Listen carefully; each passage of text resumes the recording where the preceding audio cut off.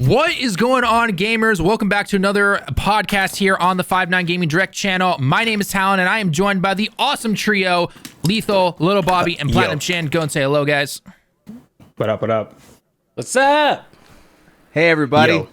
And if you notice, our little picture here of Chin is he's a little different. He's almost like gone back in time a little bit, but he forgot to record his camera / get a new battery, essentially. So you know what? We're like, all right, fine. You get no say in whatever picture's going up here. So this is the current picture you get to see of our lovely Chin here. So hope you guys enjoy it. But we got a lot of stuff to talk about today. And Chin's just like, I don't know. Mistakes were made. Sorry. My bad. So let's go ahead and get started because we got a lot to talk about. As you guys know, February was a pretty brutal month for gaming in terms of not like bad or anything, just like so much came out. I mean, I don't know about you guys, my wallet is still crying, and it's going to be crying for quite a while, personally. I haven't slept in 6 weeks, Tallen. Yeah, I was gonna say that just too much open worldness, like from January, from Legends Arceus going into February with like back to back, all these freaking open world games taking like 60 hours, like 70 hours. It's brutal. I know. That is a perfect segue though into our first topic, which is one of these games that we are going to cover today, and that is Horizon Forbidden West. Now, if you guys haven't seen our first impressions on it, go ahead and check it out. Our review will be out very shortly. I've been trying to record bits of it because I got 11 pages for said review from our Mr. Writer here, Mr. Bobby. But it's been a lot to do with finishing up work and playing all these other games and everything. But regardless, Horizon Forbidden West has been one of the best games in February, hands down. And I think for the most part, all of us have enjoyed it so far. What do you guys personally thought about the game? It's beautiful. It is absolutely beautiful. It has to be one of the first, I think. I don't know if I should say that, but I think it might be like, no, I don't know. Returnal was really good looking too. That was a really good looking game. But for sure, Horizon Forbidden West is like one of those ones where you turn it on, you boot it up, and you're like, is this cutscene or is this game? I can't tell which part is actual playable. But the whole game, the first, I think, impression I think everybody got was like, yo, this game is gorgeous. Like, it's colorful, it is vibrant, everything is like popping at your face. Like, it is a freaking good looking game. That was like my first, like, I think, initial impression with the game, for sure. Well, even just the difference between performance mode and graphics mode, essentially, right? Like, there's a little difference there, obviously, but when your performance mode still looks that good, like, it's pretty crap. Wild. Yeah, this is one of those games where I sacrifice performance, and I was like, listen, I you know, like I said before, I bought a 4K, one of those like QLED TVs. Like, I'm taking the most out of that bad boy, right? So I was like, screw it, we're gonna play on the other mode. I want to see ray tracing, I want to see everything. So it was definitely a game where like I sacrificed the performance just so I can just bask in, again, the beauty of that game, because it was such a, again, I can't stop saying it because literally it's such a freaking gorgeous game. It's crazy. Some games are worth that, like that performance hit. Like the other game, the one game that I did that for was Spider-Man Miles Morales. Oh, beautiful. Sure, yeah. Very beautiful. I did that. I said 30 FPS. I don't care. It just looks so good. Like that. It's unreal. And it's funny because like you go back to like something like, you know, like the regular Spider-Man game. I said regular, the PS4 one on PS5, and like you just see the difference that they got in the, what was it, 2 years between those games? Something like that, yeah. Something like that, yeah. Something like that. But like, I just like, some games are worth it. I'll just get this out of the way. I haven't played Horizon 1. I haven't played Horizon 2. But now don't stop me and don't hate me yet. I did get to see Bobby play it a bit. And I was blown away. Just the first area. I was blown away. I've never seen a game just outright look like that, especially on a console. Like it was absolutely unreal. Now, that's all I can say about the game. Y'all can take it away though. But hang on. Before we go on though, what is the next game you're going to play? What is the next game? Say it. Destiny Witch Queen. Oh, he got me there, Bobby. Damn. I lent him Horizon 1 a while ago. That's all I'm saying, because I said, hey, Horizon 2 looks like something really cool. You said, hey, I put for Horizon anything. You know what I was playing at the time? Destiny. How could I give up Destiny to play Horizon? He was. I mean, I can't be mad at that now. I can't be mad at that. In terms of Forbidden West, I gotta say that because I'm doing Destiny, me and Tallen, huge Destiny fans, and Witch Queen came out 3 days after Horizon, 4 days after Horizon, something like that. So I got Horizon at 6 p.m. on Friday, and I literally finished the review. The next Thursday. Something like that. But you got to me right as Witch Queen was just coming out. I was just like, oh my gosh. It was Witch Queen came out, so I had to play the first day to do the campaign, and then I put off writing the review. But I finished it the night before Witch Queen came out at 2 a.m, and I was like, holy crap! What a game! Horizon is probably the most. I don't know. To me, I really like sci-fi stuff. Yeah. And when it's that real, high concept sci-fi, I super get into it, and I super love just fresh ideas. And playing the first Horizon, by the time I put that down, I just couldn't stop thinking about it, about how dark the world was, and how just oh my God, this world is fucking dark and dirty. And then you play the game, and you're in the wilderness, and you're fighting giant robot dinosaur monsters, and it's just the coolest. It's just cool, you slide and it turns slow-mo when you pull your bow and arrow out, and you get up and you knock a machine over and stab it and take over it so it fights another machine. And then they come out with Forbidden West, and the game is monstrous. The open world is one of the biggest open worlds I've ever seen. There were times where I would just sit there and just go from one spot and just get on the mount, the horseback, the robo horse, and just ride across and just go, oh, I didn't go over there yet on the map. Let me go check it out. Yep. And it was so cool to start in the kind of canyon valley area in the mountains, move out to the plains, and then you go through the desert. And if you go south, it gets kind of more desert, and then there's some forest areas. Then you can go to the SF Bay, and that's where me and Chin grew up. Yeah. And so seeing the redwood forest there, I was just oh my God, I'm home. It was so nutty. Just playing through that game, and I put it on performance mode because I love frames. Yep, 60 FPS club right here. Yep. Yeah, 30 FPS just hurts my brain. I can deal with it if there's no option, but if I have an option, I'm going 60, right? But it's just Lethal said, and you said, tell him that the performance mode is nuts. Yeah. The fact that in the performance mode, you still get to see the visuals look as good as they do is crazy. And I love the diversity of the world. There's way more, machines for you to fight and learn how to fight. There's more, obviously that means there's going to be more grinding for different parts and stuff like that. But they also added, little stuff you can really tag the part you need, right? Yep. When you're scanning them, stuff like that. So you go, okay, I'm going to do that so I can get that part off of it, and I have to aim right there, right? Scanning became a lot easier in this game, in my personal opinion, just finding their weak points on something, because then I would just simply take out an acid arrow or something like that. Back of the dinosaur mechanical beast explodes, and then I was okay, 1-2 arrows right into the back there, boom, you're done. It was so fluid, and I feel I mean, you look at almost any review, our first impressions, you name it, they improved on almost everything from the first game. And when the moment I jumped into the combat, and the moment I jumped into the combat, I remember seeing the giant snake that we fight as the quote unquote first boss, right? Slitherfang? Right. And I'm sitting here going, God, it's the beginning of the game. It's going to take forever to get this guy's health down. But I mean, we already had the slingshot with the ice balls to freeze him. We had normal arrows. We had breaking arrows, everything already. We had a good chunk of stuff already. I was just okay, here we go. Boom. Took him down. And I'm yeah, there we go. That's what we're talking about right there. And then grabbing the turret from him, just blasting him a bunch. It was pretty good. I was all right, you know what? I'm ready for this. So that was only the intro.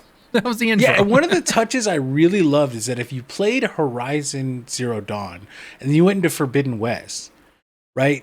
There were certain skills that you had to unlock in Zero Dawn, like the air assassination. If you're above an enemy, you can jump down and assassinate them, or you can You can like slide, and then if you pull your bow and arrow, like it goes into slow-mo, right? Same thing when you're jumping, like if you jump off a rock, and all that stuff was like unlocked right from the get-go. Yeah. And so it felt like, like every other game, you do that, all the skills are gone. Yep. And you know what I mean? All those skills were still there. And that was super cool, as I was like, oh, it's not like Aloy gets nerfed in this game. It's like she has a bunch of new stuff to learn, right? Right. Yeah. I will say though, the one thing I did not particularly like though, because I would say one of the weaker points of Zero Dawn was definitely the melee combat, and they have improved it here. The only downside was that you had to unlock it, unfortunately. Like some of those quality of life improvements were not unlocked from the get-go. Like I'm fine with you unlocking, certain stuff as you go on to make it even better, but I feel like they should have had a couple of things unlocked from the beginning to make the combat a little bit better, because it does get better as you move forward and unlock stuff. That was about the only thing I can really say, like, wish they'd done this.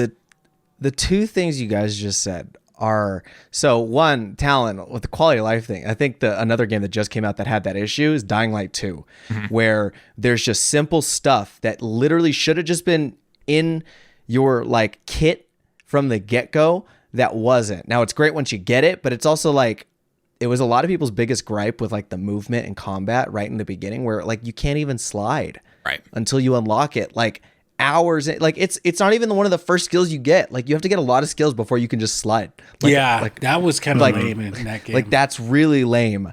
You drop kicking is also like one of the most popular skills from the first one, is something that you don't get for a while, and it's just like things like that. But then the gimmick you just mentioned, Bobby, that is my least favorite gimmick in sequels, is where the hero has all these cool powers and skills, and everything is just gone in the second one. Like the worst offender is Infamous 2. Love that game, but I can't deny it. Yeah. It killed it for me, because I was like, it doesn't make sense. And like, I know they can somehow write something to make it make sense, but it never makes sense in a game. That's probably my biggest fear going into God of War Ragnarok, is what are they going to take away that I feel like they shouldn't take away narratively or gameplay wise to have you like to make forced progression. All it is just forced progression at that point. I mean, but the trailers have shown him using a good chunk of his weapons and everything. No, didn't they? I had to go back and watch the trailer. Yeah, but that could be near the end of the game, right? Exactly. It could be near the end, and I'm just like, true. I'm like, it wouldn't make sense, because like he would clearly be, like say God of War, he'd probably be preparing for Ragnarok, training with Atreus, and he's just gonna forget everything in the meantime. Like, I don't know. I hate that. And that was something, because I watched Bobby play that and actually mentioned that when he was playing, and I was like, that is a great thing that they added to Horizon. Was just those few things that would just have been so unnecessary to make you grind for, because again, it's just forced progression. It's I mean, in Horizon Forbidden West, to be fair, there is a lot to grind for. Like, I have 55 hours or so, because I've been grinding for the Destiny Day 1 raid. We'll talk about that in a little while, but I still will hop off and play like an hour or two at night, like right before I go to sleep. I'm like, okay, I'm gonna actually play Horizon, because I really love Horizon. I really think Forbidden West is one of it's probably for PS5, it's probably the defining game from Sony Studios right now, right? This is this is the bar, and you're going to be held up to that standard of Horizon Forbidden West. Yeah, there's open world jank, which people go like, there's so many bugs. I've never seen an open world game not have jank. It's just open world jank. Yeah. That's what it is. You'll get stuck on stuff, or your horse won't come to you because it's got a bush in front of it.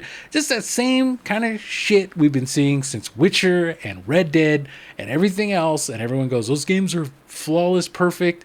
And I go, they have the same issues. Now, you want to talk about real jank? We'll talk about Bethesda at some point. But that aside, Horizon sets a high bar for PlayStation Studios to live up to, in my opinion. Definitely. Right? And I think that the touches that they made, one of the things, like you mentioned, Talon, the melee combat is so improved in this game. But yeah, you have to unlock it. Yeah. But the unlock system is actually pretty generous, but I still don't have everything unlocked. right? Dude, I was gonna say they give you a lot of skill points in this game. Yeah, they give you a ton. I felt like every second I was getting a skill point. I was like, I'm getting a skill point for this. Oh, I'm getting a skill point for this. Yeah. Like Every I guess for single me mission, it was much of an issue. I guess for the grindy aspect. But the thing is, there's so much though, right? Because for me personally, I enjoy doing a variety of different things in these type of games. But I was definitely more of the first I was kind of into the stealth. Then I noticed things were getting a little harder. So I'm like, okay, I want to upgrade my medicine pouch and everything like that to get get those skills done. And then I was like, okay, I want to start overriding the beast. And so then I'm going into the beast section of it on the far right. And I'm like, I haven't touched the melee at all. Damn, I really need to start getting some of these skills then. So because there's just so much, right? So again, it's not a bad thing. They throw skill points at you like no tomorrow, but and there are definitely certain moments where it's like, damn, I really wish I had done this and listen. So yeah, it's kind of wild that after the first settlement, every single side mission in that game gives you at least 2 skill points. It's 2 or 3, I think. There's some that give you 3 towards the middle, Yeah, and if you do big missions near the end, they're 5, 6. It's pretty nuts. But yeah, that is a spectacle of a game from Guerrilla, and really kind of shows off the muscle that the Decima engine has, and what good developers that Guerrilla has working for them. Because man, they it's like you said, Tallen, they stepped up every aspect of that game from the first one. Every single one. Easily. Yeah.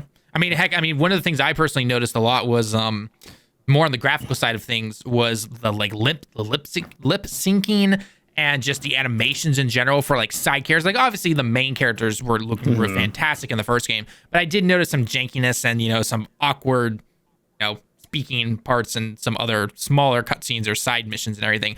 They vastly improved those for the second game. A lot of Uncanny Valley in Zero Dawn. A lot of what I always compare it to is the original Mass Effect, right?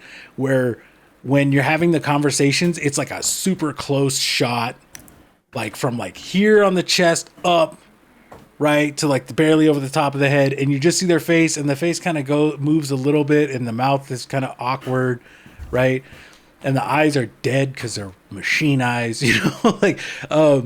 but that's what the first Horizon was like, and they totally didn't get it. And then this one, you see that every scene is blocked out. Everyone's done motion capture and facial capture, and it's just the way I compare it is to Red Dead 2.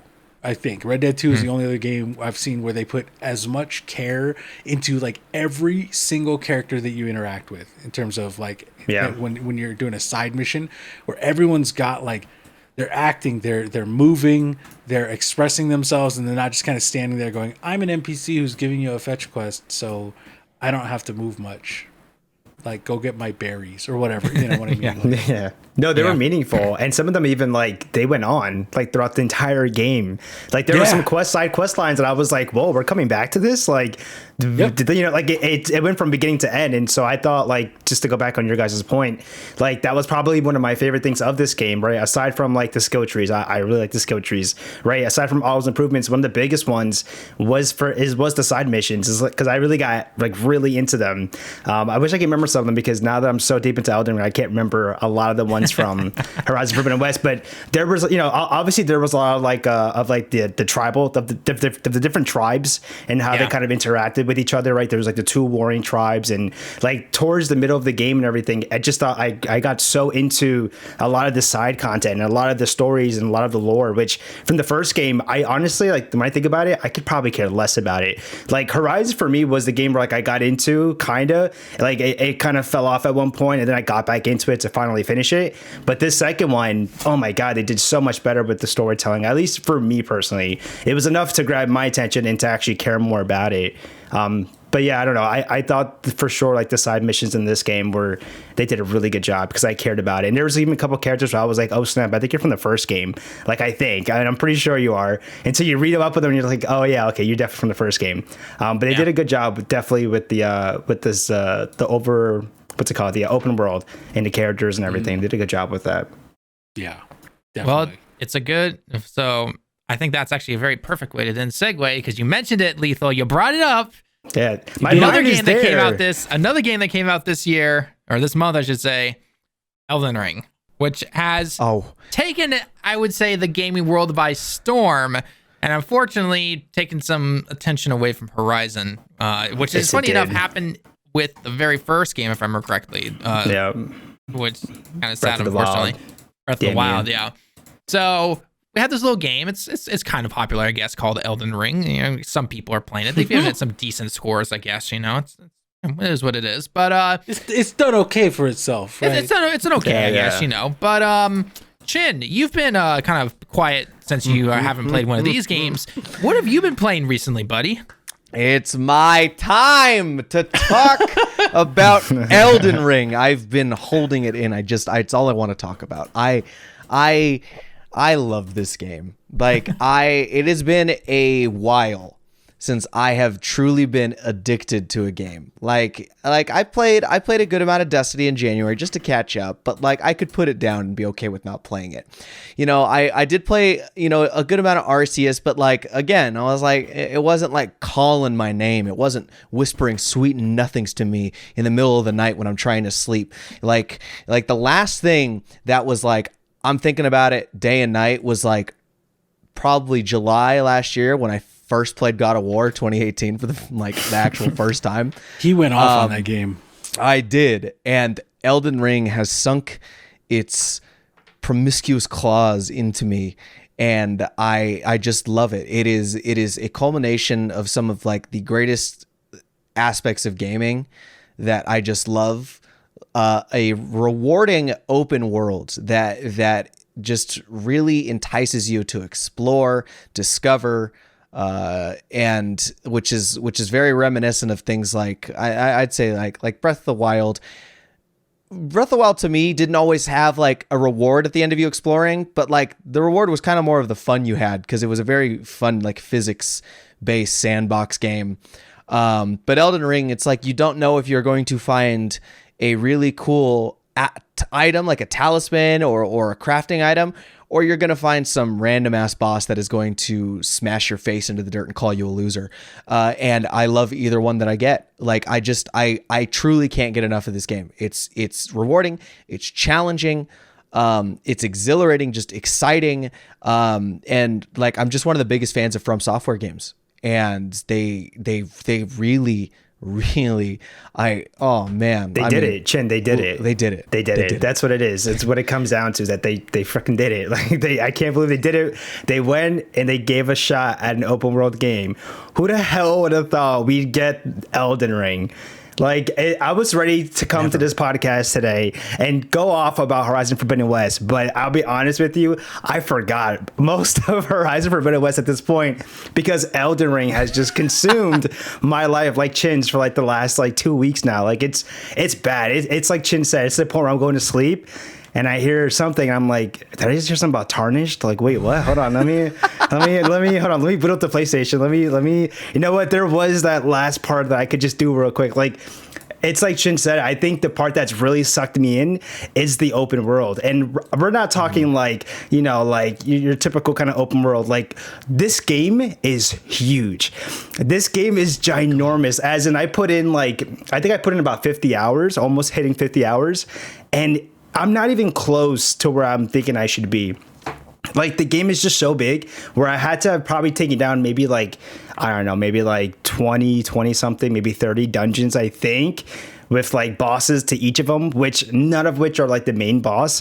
Like it blows my mind how big this game is, but it's kind of like Chin said, like it's so the idea of just exploring and then thinking like maybe I'll get a talisman or a skill or something. Like it's just so well done to the point where like you really enjoy this game, and it's such a, I can go off, but it's such a delight to see them go in an approach of an open world and just knock it out of the park. I mean, this game is hitting crazy numbers. It is getting like peak viewership all over the place. Like when I say this is like a big home run for them, like it is a huge home run for them. This is starting to finally get away from that niche market of Souls kids that just love to play those kind of games, and it's finally starting to get a little bit more mainstream because you're seeing people like, how do I get into this? You know, what's a good way way to start, because it is a game where, honestly, if you've never played a Souls game, you're gonna have a hard as hell time trying to get into it, because it is definitely, as much as I'd like to say like this is for everyone, it really isn't. It is definitely, like, in my opinion, it is still more for those, you know, those Soul fans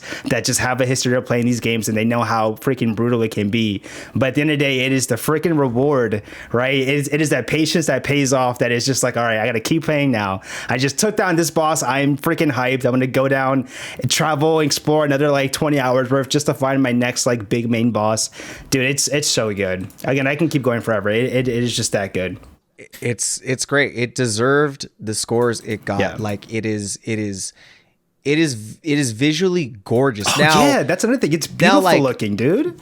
Yeah, like it's interesting because like you look at something like Horizon, and I think like texturally and like graphically, I think it's definitely got a leg up. Yeah, on, of course, yeah. On Elden Ring, but that's not like the important thing of Elden Ring. It's the art style. It's just how beautifully crafted and detailed. Dude, the castles, like the castles, the knights, the goth swamps. look. It's so good. It's so good. It is beautiful. It's like Ghost of Tsushima gorgeous, where you're just like they found the aesthetic they were going for, and they nailed it. And it's just everywhere you go, it is just a beautiful sight to behold. And it's funny because like Lethal, I know you're playing it on PlayStation. I did go into the 5.9 account and try it out, and I put it on performance mode just to see, and it's wild how little you're giving up for a smooth running game on the PlayStation, because I'm playing on PC, and it looks gorgeous. Like I got that stuff turned up. I love it. But the PS5 runs it so great. The only thing I will say, and it's the one thing that it hasn't deterred me from playing, but in some of my recordings, I let loose some words that I didn't know I was capable of saying. It stutters, it freezes, and it's like the same kind of freezing where it will freeze for a brief moment and then everything will catch up for a split second and then it'll freeze again and then it's normal. And it's the exact same thing. And it happens at the absolute worst moments it could possibly happen. I'm talking right in the middle of a boss attack. You're trying to dodge it. The game freezes on you. You don't know what's happening. All of a sudden you're dead. And like, it's a boss you've been fighting for maybe 3 hours now. And when that kind of thing happens, like, I know the whole meme is to get good. And I know the whole thing is like, oh, you know, like everything is like, if you die, it's really your fault. Like, that's just how Souls games are. But it's not fair when it's not your fault, man. And it's not fun that way. It's not. No. and it's something that I know they've discussed, but like, I don't know. Like, I'm not a developer, so maybe this is something that takes time, but it's like, God, you can't release a game, especially a Souls game, with a bug like that. Especially when things are split second. But yeah, no, I don't mean to ramble on. I haven't loved a game like this in so long. This is like top 10, maybe top 5 game I've ever played.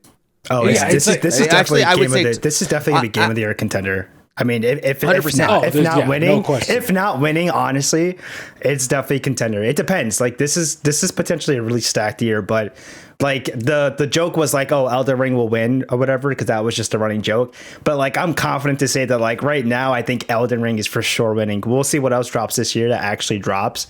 But and Elden Ring is February. definitely. It's only March now, that's crazy. Right? These first 2 months are insane. We do have to remember, like, Lethal, that's a good point with what actually drops, because everyone assumes Breath of the Wild's coming, everyone assumes Ragnarok's coming, but like with no actual date set, anything can get pushed back. Like if Breath of the Wild and God of War do not release, there's nothing that can top Elden Ring. Absolutely not even close. There won't. Not even close. And at first I thought Arceus was like, oh, to me Elden Ring blows Arceus out of the water as much as I love Arceus. Well, yeah, it blows it out of the water. It's a kind of a different thing, right? Like Arceus is really great, and I think we talked about this last time. I said Arceus is like a tech demo, right? And we see that now. We'll talk more about Pokemon later, guys. But we see we see that now, like with the announcements that Nintendo has made, that Arceus was like a tech demo, right? Yeah. Like proof of concept. Whereas Elden Ring is something that has been in development for, 6 years, something like that. Probably 6 It years. was in development. It was longer than Sekiro. I think it was alongside Sekiro. Actually, it was like around the same time Sekiro started is when they started Elden Ring. So it's been cooking for like a minute. I think 2017. I think maybe like also, 5 or 6 years. Hats off to From Software. If they started at the same time, like they made Sekiro very fast, and that won Game of the Year. Hats off to these guys. God, man, I just can't get over the games. They're just so fun. It is just such a fun fantasy to live out, because it's so free, and to be able to just craft a class, and I don't know. It's wild. It's so wild how rewarding some games can feel, right? Like, and they didn't they didn't reinvent the wheel here, you know? They were just like, hey, what if, and of course, someone's in the comments, if they come, are going to be like, of course you compare it to that, but it's their Breath of the Wild. Those comparisons are fair to be made when a game comes out like this, because that's what Arceus is for Pokemon. Whereas to me, Arceus kind of reinvented Pokemon, where Elden Ring hasn't really reinvented Souls, but to me, it's made it more engaging and honestly accessible to people. Because the thing with Souls games, you can make it as easy or hard as you want, depending on how hard you grind, right? Like you can over level yourself, and then it's easy. But the problem with older Souls games is that they're so linear. To get to good grinding spots, you have to get past the hard spots first. And then that problem's completely gone with Elden Ring, because it's like, oh, you got your horse? You're free to go anywhere. Go find a grind spot that you like and go farm it for hours and hours and hours, and then go back and kick that boss's ass. And that is up to you. You can make it as hard or as difficult as you want. And that's why it's funny that I see this whole discourse of an easy mode, where I'm like, the game has an easy mode. It's how much do you want to grind? Yeah, you just got to work make for it easy. You gotta work for it. And I'm sorry, like to me, it's like if you're not willing to grind for a game, then it's probably not the game for you. That's like the biggest debate right now is people are saying that there needs to be like an easy mode for people who do want to get into the series. But then you also have like Miyazaki and From Soft, who are basically saying like, we want to make it difficult. That's our thing. That's what we're kind of known for, right? We are a development team that is known for making the games to make you want to throw your controller. But that's their thing, and that's why people love them for that. And so I'm also on that side of the debate where I'm just like, that's their thing. That's what they're known for, though. Like, you're not going to go to another studio that's known for something and be like, no, change it. Like, you're not going to go to like Hideo Kojima and be like, do something about like ponies or something. He's gonna be like, what? Like, I don't really, I mean, he might, let me not say that. Make your game less weird. He might do something like that, but the point is, I need you to explain what someone's known for. Like a 5-year-old, okay? Yeah. But no, you are absolutely correct. Where it's like you get these people, it's like, guys, if that's the type of game you don't like, then why are you trying to force them to change it to meet your expectations? It's simply a game you don't like. There are other games you can like, right? Let the developers make the game that they want to make, and let their audience enjoy it. And honestly, I love the fact that Elden Ring has probably brought in so many new players. I mean, I've seen a lot of people who have never really jumped into the Souls games in the past actually want to play this game now. And there's definitely a steep learning curve, but what's the problem with learning? There's nothing wrong with learning something new or learning how to just go about it. Yeah, you might get mad here or there. You get some players who are just going to quote unquote rage quit, but there are a lot of people who are like, okay, I need to take a moment, look at exactly how this is supposed to go, look up a guide or two, YouTube, TikTok, look up a short guides. That's all you need, right? Mm-hmm. And then boom, you get into it, and next thing you know, you're like LittleBobby here playing for hundreds of hours and no life. So, hey. Yeah, literally. Yeah. I haven't got out of the seat. No, I'm just kidding. It's been that bad. I haven't left. Sitting in your own I was just telling everybody before. I was like, it's so bad that I'm actually like working. Like, I work remotely, so I'm working remotely and playing Elden Ring side by side. That's unhealthy. That's really unhealthy. That might be a little unhealthy. I gotta stop that habit. I'm just trying to get some extra hours in. That's what it is. You've been on the grind though, man. You've been on the grind for a game like this, and so obviously it will take some time, but you're enjoying it, and that's what's most important, right? So, yeah, exactly. Yep. But speaking of a grind, which two of us have been doing, because I haven't been able to touch Elden Ring yet, just because of all the other content stuff that we've been making. But I'm going to be starting it this weekend. LittleBobby and we've been on a different grind, aka Witch Queen from Destiny 2. Now, I can already see the comments. Destiny, right? Moan all you want. Destiny is still one of the most successful games in this like past 10 years, essentially, right? Due to whether it's its live service, its DLC, up and downs, obviously, in all accounts, but Witch Queen is easily the best DLC they have made for this game right now. And Bobby and I have been enjoying the shit out of it. Awesome campaign, legendary mode, tons of loot to go ahead and grind for. A couple changes I personally wish for in a couple modes we can get into later if we want. But overall, just absolutely amazing. And side note, we just got a picture of Lethal's seat here, which has definitely made some implants apparently. So No, that is not your seat. You're lying. That is not. we'll put the picture up, guys, because this is recorded. We'll put the picture up. You guys can judge for yourself. Lord. Oh, wow. What is happening? For the record, I know it gets hot in a room when you're playing for hours on end, Oh but my my God, God, I'm literally Lethal, put some crying, dude. chonies on, brother. Yeah, Look at the nut imprint, dude. There's a clear impression of a sweaty sack in the middle of this picture, and we have to put this up. This is so funny. It's not gonna right. go on there. It's gonna go on there. Whoever edits this, put this right in the center. That is not your seat. Please tell me that's not. It has to be a stock image. It's not. It's not. But I thought I had to show like this is how it feels like though. Oh my God. This is how to like. The thing you have to understand about this picture, chat, is that someone set that up. Someone did that. Sat butt ass naked in a chair and sweated into it to get this picture to happen. Well, this person was playing Elden Ring, so when we tell you Elden Ring is this good, this is how good Elden Ring is. That is what Elden Ring does to a man in his chair. Never buy a second-hand chair, chat. That's at least not one that hasn't been steam cleaned and bleached. But anyways, that's why you never buy used chairs. You get a new one. Save up a couple extra bucks, and you get a new one. You do not go used. That man was butt ass naked. There is no other way you get imprints that defined. He's got the McDonald's arch coming out from his butt cheeks in the back. Okay, I'm sorry. Let's continue. Yeah, about Witch Queen. How good is Witch Queen again? It's very good. There you go. Yeah, so I don't want to talk about how many hours I put into Witch Queen this week because it's a lot. Even raid day 1, which starts tomorrow, actually. Yeah, I'm doing we're recording this the night before the raid, so you guys know I love you because normally I would be vibing, playing something on Switch that's super casual, trying to relax. But yeah, I think in the last week and a half I've put 110 hours into Destiny 2. I gotta check out how many hours I've put because I knew my playtime before Witch Queen came out. I put in about 80 hours myself personally for Witch Queen since it came out. Wow. Yeah. So it's very, very good. I mean, obviously you gotta like looter games. Yeah. I love looter games, right? Yep. I love Borderlands, Destiny, Division.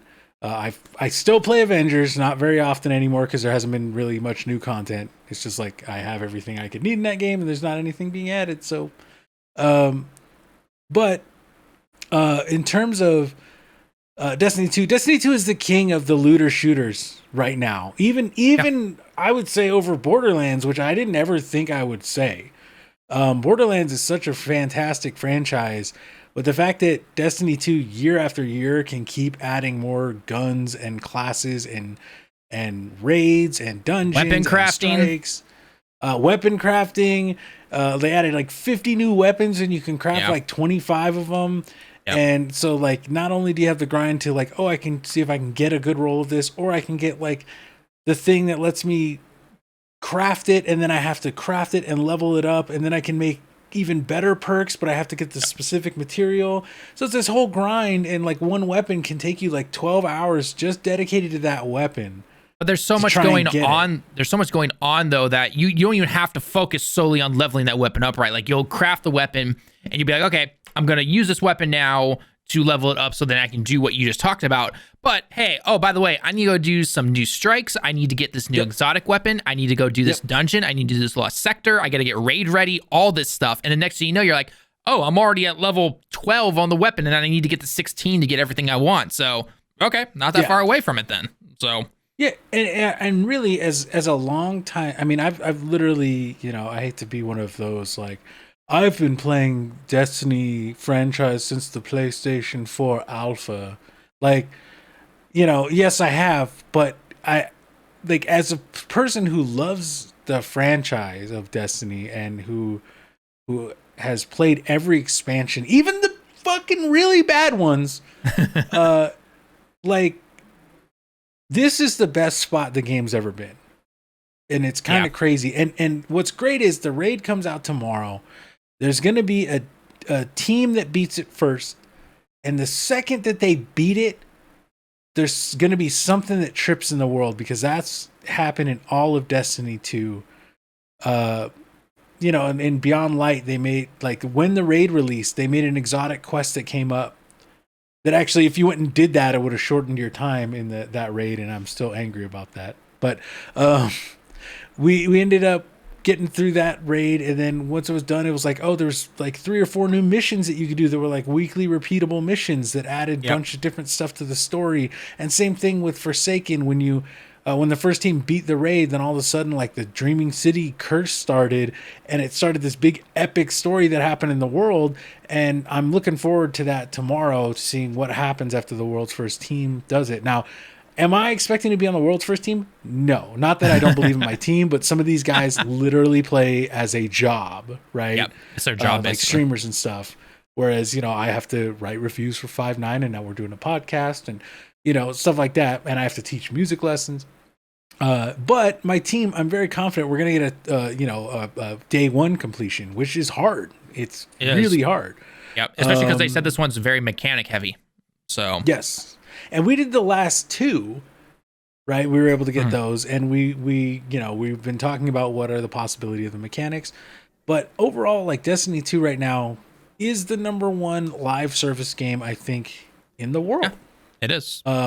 Big agree. And it is very, very good to see that Bungie keeps evolving it to where the point where like you and me, Tallen, who've been playing the game for years, and even Chin, when Chin came back to it in January, he was like, holy crap, there's a lot of stuff for me to do. Yeah, there is. There's a lot and of we stuff. haven't we haven't even touched on the separate. So this is just the expansion that we're talking about, guys. This is their yearly expansion that they do.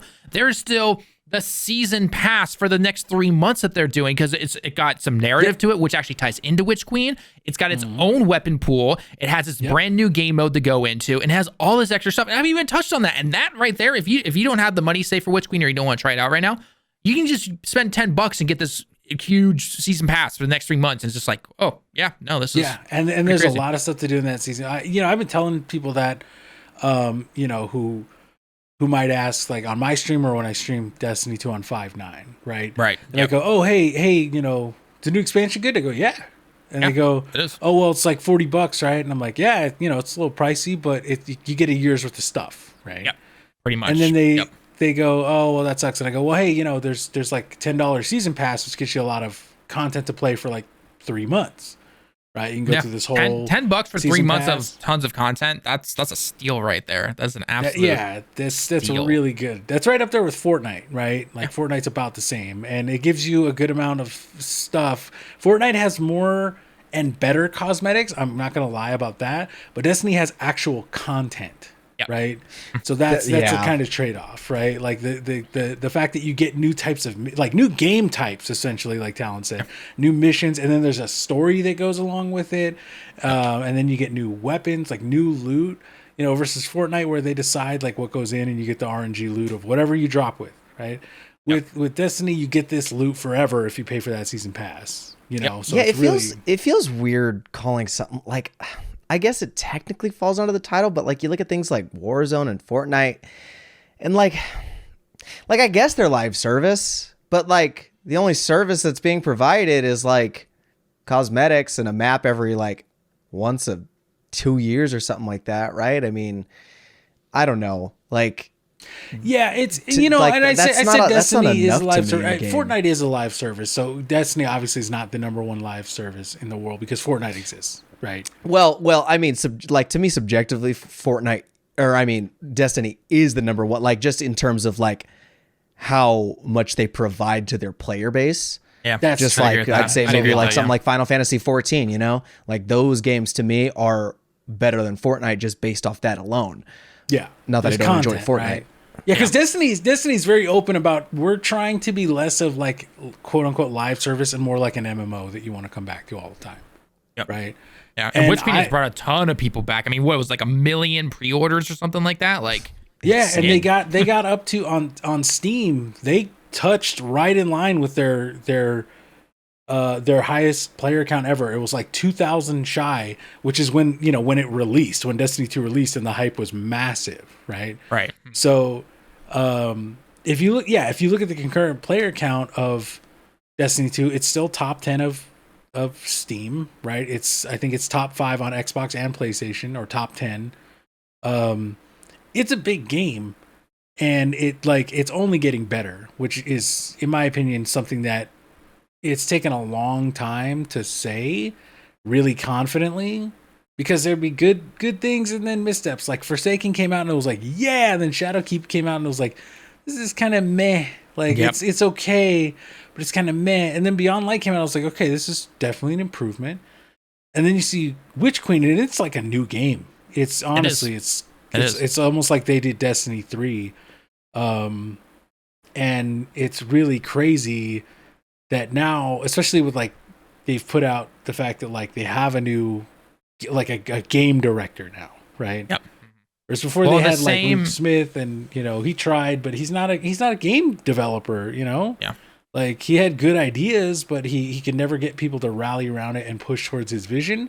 And I think that Joe Blackburn, their director now, really is able to do that, because now we're seeing a very focused Bungie, right? Yep. And seeing what Bungie at their absolute best is able to put out. And if the next 2 expansions are like Witch Queen, like take another 16 to 18 months, like you did this year.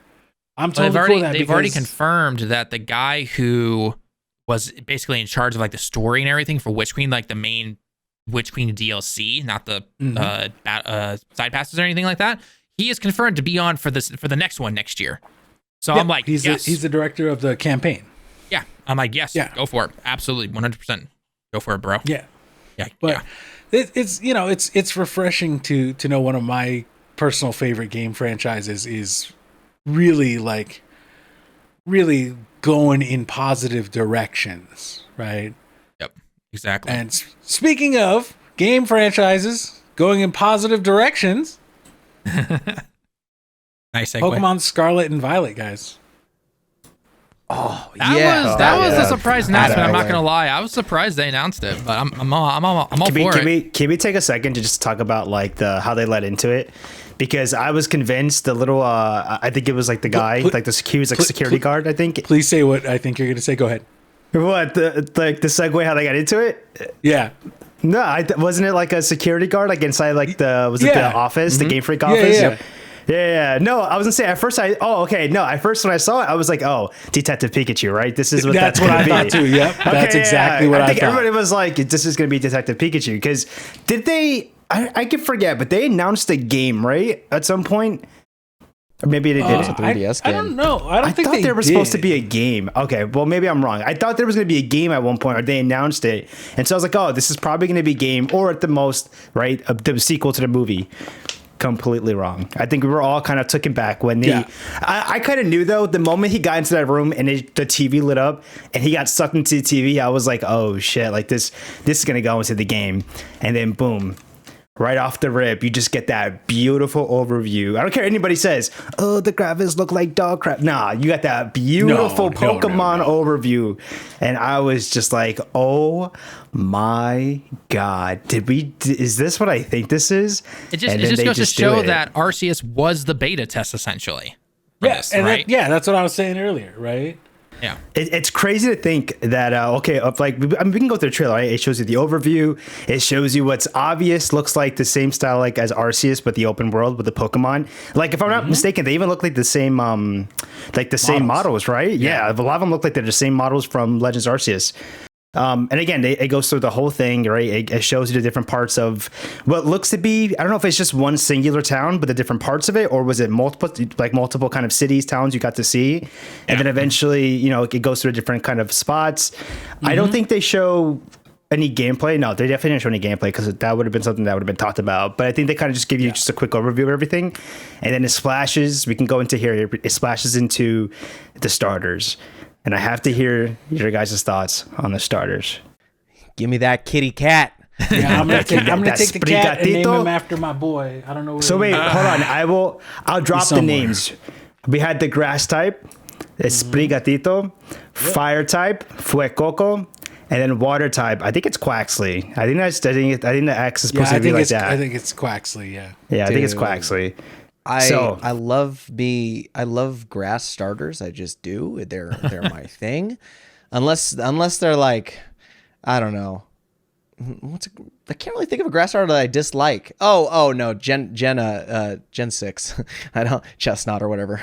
Ugly. That was disgusting. Fennekin's Fennekin, adorable. Last evolution, ugly. Froakie's the only like viable option in that gen, sadly. But I love the kitty cat. Although I do like that fire type, because I'm really intrigued at what it's going to look like in its final evolution, because it's just the dorkiest looking. I need to see the final evolutions. I need to see them personally. Like, if I had to pick just based off of their base forms right now, I guess I'd either go with the cat or the crocodile probably. But I want to see their final evolutions before I decide at the end. Because they're going to turn into not just simply water, grass, and fire. It's going to be, grass be like and type. something, fire and something, right? Water and something. Just don't make the grass type like fighting type, or the fire type fighting type. I swear to God, if we get another fire fighting or grass fighting, I'm going to lose my shit, because I'm tired of them always putting fighting in the starters. I'm sick and tired of it. I am too. That's why I loved Sun and Moon, because it was grass and ghost. Like, that was so sick. Just something unique. Do something unique. These starters you don't get normally. I hate when they like make it like some like obvious, like not obvious, but just like kind of boring typings. Like, go all out. Give me like make Sprigatito, make him like a fairy grass or something. Like, do something different. Yeah, get some wild. Like, it's a starter. It's supposed to be a special Pokemon. That's what I'm saying. Like, they always do that though. They kill it, and don't make Quaxley a flying type. I'll whoop the person's ass who came up with making him. We have like 3 water flying types already. I'm done with that. We don't need any more. Make him like water psychic. I don't know. Like, everybody makes a joke that Quaxley's gonna be like. People think he's gonna be like a Donald Duck from like Kingdom Hearts. Like, there's like that running meme right now because he looks like him a little bit. So I don't know. But that's just the beginning evolution. That's just the beginning stage, though. I mean, maybe his middle evolution looks like a tall Donald Duck or something like that. But his final evolution is going to look completely different, though. I mean, come on, stupid and bipedal again. Yeah, he's going to go on to. Well, he's a bird, different for him. Yeah, it's more like Sprigatito. I'm afraid he'll go on to just like everybody else. That's a cat. It happens every single time. I like Pokemon to stay looking like creatures. Like the best things that like. I loved that Mudkip then went to like Marshtomp, and I was like, but then it went back to like Swampert, like on all fours, or like how Bulbasaur looks. Like, Bulbasaur didn't turn into some like tall seed Pokemon. It just turned into a really big Bulbasaur. A bigger dinosaur with a flower on its back. Like, that's what it is. Like, that's cool. It doesn't turn into like green Machoke with a flower on its back. You know what I mean? Exactly. I'm just like, I don't want, like, don't get me wrong, I love Incineroar. I think Incineroar's design's awesome. Like, that's probably the only Pokemon I'm like, okay, because also Incineroar is what, Fire Dark, not actually fighting? He's Fire Dark, isn't he? Yeah. They did well with Sun and Moon starters with the typings that they chose. I was very happy with all of them. Like, it was Water Fairy, which I hope, what did you say, Quaxly's his name? Quaxley. Yeah. Quaxley, I hope it's not fairy again. We don't need another water fairy starter type. Like, they should be different than the ones in the past, because it's like, if I wanted a fire fighting, why don't I just choose a Blaziken again? Or why don't I get an Infernape? Like, like, it doesn't make sense to just keep making the same type over and over.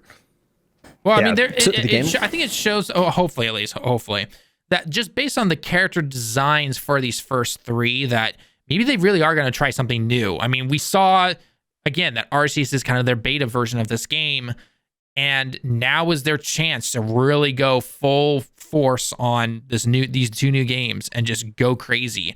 You know, maybe they've hired some new people in terms of character designs and the monster designs and everything for Pokemon. And you know, let's see what the Dex is going to look like. Let's see what kind of new Pokemon we're going to have and everything. Because let's be honest, the only new Pokemon we saw in that trailer were the 3 starters. Everything else was what we already knew, right? The Meowth that we saw, the Pikachu, the just the basic stuff, right? Whereas now we still don't know the new Pokemon, right? Let's see some of these other. Right. I mean, what is the typical flying starter that we always get on every new gen and everything like that, right? Like Route 2 of every gen, right? Right. Mm-hmm, exactly. How many new Pokemon? You think it's gonna be a big Dex?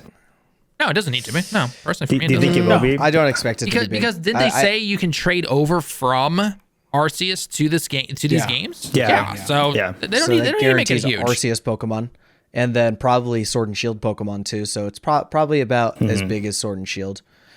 Probably, which is which is fine. I mean, I really wish they if they were doing that to just put all the Pokemon in, but I'm not a developer and I don't know what it's like to work on the damn Switch. So, no, they can skip a couple gens. They can skip after Gen 3 or something or 4. They could after take 4. Sunflora at. Yeah, I don't need after Sunflora 4. In the you Pokemon can skip.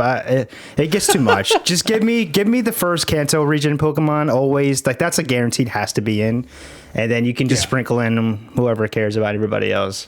I wonder what the gimmick is going to be, because I really want Mega Evolutions. That's the best one. Just keep Alpha. It's the best one. Why did they get rid of Megas? I don't know. Mega. I mean, okay. Give me. Keep the Alphas that we saw in Arceus and bring Megas back. That's all I'm going to say. Dynamax, don't need them. Don't need any of this other new stuff. Give me Alpha Mega Gigantamax Snorlax, dude. That's what I want. Dude, I hope they don't take out Alphas. That would make your game just freeze. Come on, let's be honest. The Switch is old. Literally just takes up the entire screen, I would love I love Z moves because they're just so hilariously anime. They're like some Dragon Ball Z type shit. If they figured out a way to have Z moves on top of the combat in Arceus that's very free flowing, I'd be down for that. Especially the rock one where it just takes the giant continent and crushes the enemy Pokemon. I think that'd be kind of cool to see in an open world, and just see the decimation of all the Pokemon in the area. I doubt they're gonna be able to do that though. Pokemon genocide. That's a lot of big hopes there, Shannon. A lot of big hopes. For a game that got co-developed next to Arceus. Unless Switch 2.0 or whatever the next gen version of the Switch actually is finally announced, which get on it, Nintendo. That kind of stuff won't happen because that's. I'm just saying there is nothing greater than Snorlax's Z move. It was called Pulverizing Pancake. Yeah, I remember that. He just jumps up. He wakes up from a nap with the red eyes, like the meme eyes, and he just goes and cannonballs on them. And I'm like, they could put that in. Just that, and I'd be happy. We'll definitely have to see, especially because in this game they specifically mention that I'll read the line from the website. It says, with these new titles, the Pokemon series takes a new evolutionary step, allowing you to explore freely in a richly expressed open world. This is the first time they're 100% saying yo, this is fully open world. Everything you see, no borders. The seas, the forest, the skies, the streets, the entire region. You're gonna be able to go right to it. Yeah. So I wonder if the gimmick does kind of tie into it. Maybe ties into the fact that it's open world. I don't know. What if you can just take any of your Pokemon and ride them, or maybe a certain Pokemon could be written or something? I don't know. Just curious to see what they end up doing, right, for this being an open world game. I hope, if you have a flying type, maybe you can just use your maybe you can use your actual Pokemon, right? You don't get some random Scarecrow or something, Sparrow or something, just drop down and whatever. I hope it's it's something good for the open world. Yeah. Personally, did we get a name of the region yet? Not yet. I think so. I mean, we know what it's based on, but we don't. It's Mediterranean, right? Kind of like Spain, some people said Spain, Mediterranean, or Italy, or Portugal. I want to be able to go. I want to be able to go from this region. I want it to be like gold and silver where I can like go to Galar when I'm done with the main game. You know, that'd be cool. Like that'd be rad. The only thing I will say to finish this up though is that I really hope right from the get-go that we can change our appearances, because those whole Japanese inspired first grade elementary school uniform looks, I'm not for them. I know Pokemon's been a kids game. I know what their main audience is towards, but come on, that's going to, when you compare it to the rest of the games, even from Gen 1 all the way up until now, and then you go with this, I'm just like, guys, come on, really? Sounds like I play video games to escape from real life, not to I see that every day when I go to work. I don't need to see that in my video game. You know what? I'm tired of it. I'm sure my future kid will look exactly like that. I can be like, oh, it was come full circle now, hasn't it? Alrighty. Well, I think with that, guys, we've hit every point that we've talked about. But we will let you know for our next topic, kind of give you a little preview into what we want to hopefully talk about when we see more details about this, is potentially some Sony rumors have been going around that something is going to be happening in March. There have been some rumors for potentially new Infamous and Sly Cooper games apparently that are going to be going on. We don't know too much about it, but I think I speak for all of us when we say we're super hyped for those two particular franchises, and hopefully we see something very, very soon. So, but I think we'll save that for next one. We'll delve into some stuff that we really want, looking at the past games and looking at what we hope for the future and everything like that, because this one's already been a long podcast as it is. So let us know your thoughts down in the comments for what we talked about during this particular podcast, and potentially what are you excited for all the Sony rumors and news that's been going around, and hopefully we see some new stuff in March. So, but I think with that being said, unless you guys have anything else you want to bring up real quick before we head out, go play the Kirby demo, everybody. Oh yeah, play the Kirby demo. Yes, play the Kirby demo if you have a Switch, and play Elden Ring. Elden Ring. Yeah, play Elden Ring. Play Elden Ring, Destiny, Horizon, just play them all, and Pokemon Scarlet and Violet. Yeah. Well, at least we got some time to wait on the Scarlet and Violet. Those don't come out until late 2022, which is basically November. So I know, video games, please have mercy. use the summer to save, because summer's always a downtime for it. So. I'm gonna use the summer to sleep, like to actually get sleep for the first time in weeks. Yep, pretty much. So plus, I mean, Battlefield and COD aren't really doing any much, so I don't have to worry about those in November. So that's true. Get ready. I mean, COD got delayed, so yeah. Which, hey, Battlefield, pick it up already, will you? Delay, yeah. Go free to play, but go free to play, yeah. Wouldn't be surprised if they do. So anyway, guys, that is gonna be it though for the podcast. Again, thank you so much to Lethal, LittleBobby, and Chin for joining me on the podcast. We'll be back again in a couple of weeks.